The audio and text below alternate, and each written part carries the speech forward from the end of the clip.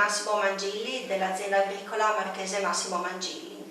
La famiglia Mangilli è un casato che è arrivato in Friuli a metà del 600 ed ha acquistato nel 700 alcuni terreni della famiglia Sangallo, prendendo anche il titolo di marchesi. Operano da ben 9 generazioni nel comune di Povoletto. Loro hanno una tenuta agricola a Savognano, dove c'è anche un'omonima villa di stile settecentesco che è tuttora azienda e sede dell'azienda agricola. Tra i loro vini abbiamo degli ottimi bianchi. Uno dei più pregiati che io ho avuto modo di poter degustare ed è stato anche molto premiato è il Moscato Rosa. Il vino però di cui vogliamo parlare oggi, perché è una delle eccellenze del nostro territorio e anche una delle eccellenze di questa cantina per il tipo di lavorazione che viene fatta, è il Picolit. Lasciamo la parola al vignaiolo che è in nostra compagnia, che ci spiega meglio i procedimenti di produzione di questo vino. La sua produzione è molto ridotta anche a causa dell'apporto floreale durante la fioritura, avendo la mancanza del fiore maschile, deve utilizzare il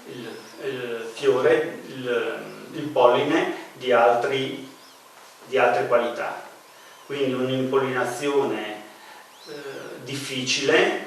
Qualche anno è molto spargolo. Troviamo degli acini, degli grappoli con pochissimi acini che arriveranno a maturazione. Grazie anche a questo fatto la qualità è molto superiore a tutti gli altri vini. Oltre a questo però bisogna stare molto attenti durante la vendemmia a raccogliere un'uva sana. L'uva viene portata in cantina e viene fatta appassire. Noi eseguiamo l'appassimento su graticci verticali appositamente creati per quest'uva, e dove viene fatta appassire per almeno 2 mesi fino al raggiungimento di circa 30 gradi zuccherini. Quindi verso fine dicembre viene vinificato e il mosto viene messo in recipienti non di grande capienza e messi in locali riscaldati, dove la fermentazione avverrà fino alla fine di primavera, una fermentazione molto lenta, e questo dà a questo vino la sua eccellenza. Il vino pronto per l'imbottigliamento si aspetterà il caldo estivo, e il vino pronto per l'imbottigliamento non sarà fatto entro settembre.